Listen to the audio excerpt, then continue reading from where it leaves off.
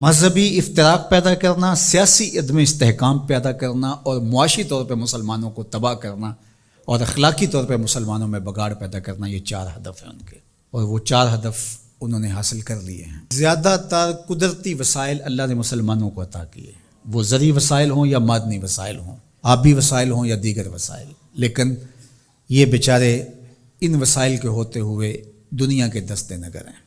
دوسرا، اللہ نے ان کو جمعیت اور قوت جو عطا کی ہے، لیکن 73 گروہوں میں بانٹ کر کے ان کو کس طرح سے ایک دوسرے کے ساتھ مخالف کھڑا کر دیا گیا ہے۔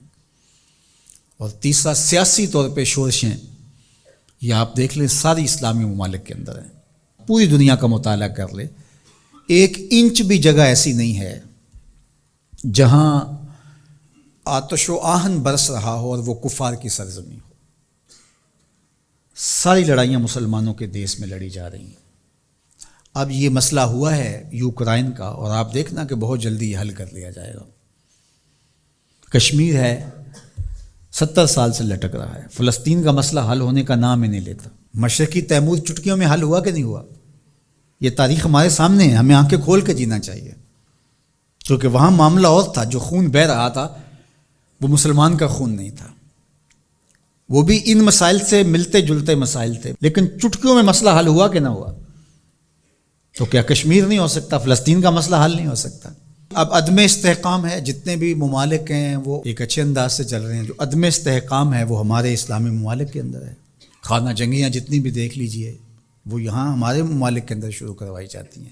تو ہم اپنے نبی علیہ السلام کی تعلیمات کو فراموش کر گئے اور ہم اٹھتے ہی نہیں پا رہے، اور ہماری بڑی بڑی سلطنتیں جو ہیں، وہ اندلس کی سلطنت دیکھ لیجئے کس طرح تباہ و برباد کر دی گئی، سقوط بغداد ہوا، اسی طرح خلافت عثمانیہ کا سقوط ہے، سقوط دہلی ہوا، اور ہماری اس ریجن کے اندر دیکھ لیجئے یہ ایک سقوط کابل ہے، اسی طرح سقوط ڈھاکہ ہے۔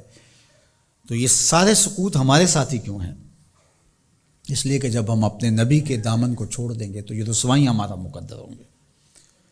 ہمیں ہمارے نصابوں میں یہ پڑھایا ہی نہیں گیا کہ جس طرح نماز تمہارے اوپر فرض ہے، باقی امور تمہارے اوپر فرض ہیں، امت سازی کا عمل بھی تمہارے اوپر فرض ہے۔ جس طرح حضور علیہ الصلاۃ والسلام کا نام عقیدت سے لیا جانا اور آقا کریم علیہ الصلاۃ والسلام کی محبت تمہارے اوپر فرض ہے اور محبت کے تقاضے تمہارے اوپر لازم ہیں، تمہارے اوپر یہ بھی اسی طرح لازم ہے۔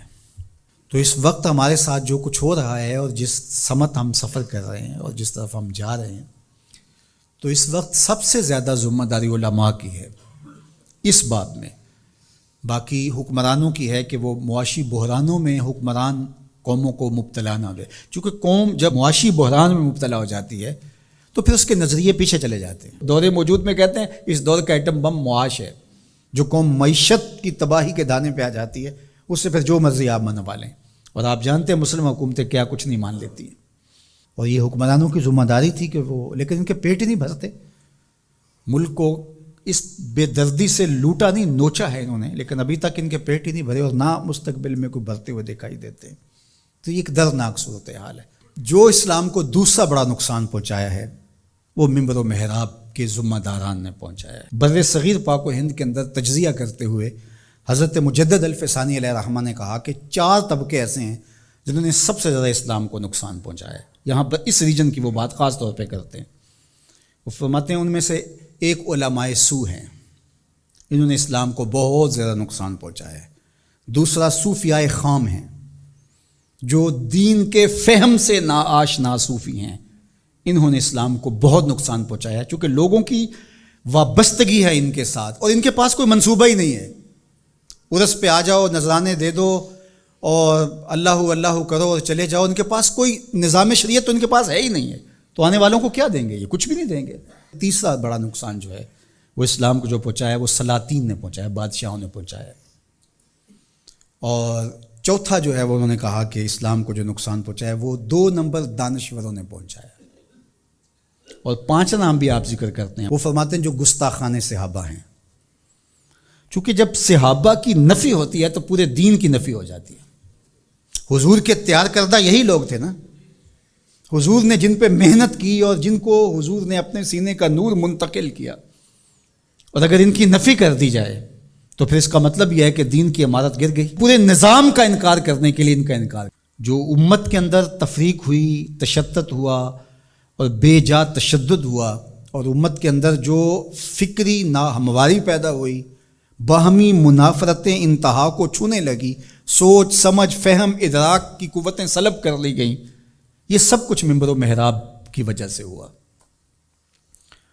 اور اس میں علماء حق یا علماء ربانی یا علماء راسخین جس کو قرآن نے کہا ہے وہ نہیں شامل، لیکن علماء سو جو ہیں سب سے زیادہ مسلمانوں کو اگر نقصان پہنچایا ہے علماء سو نے پہنچایا. اللہ ہمیں امت واحدہ کے نور سے مالا مال فرما، ایسی امت واحدہ جو تیرے محبوب کی سچی غلامی کا حق ادا کرنا جانتی ہو، ایسی امت واحدہ جو صحابہ کے در کی دہلیز کی نوکر ہو، جن کے رگ و ریشہ میں اہل بیت کا پیار محو نفوذ ہو، جو اولیاء امت کے طریق پہ گامزن ہو.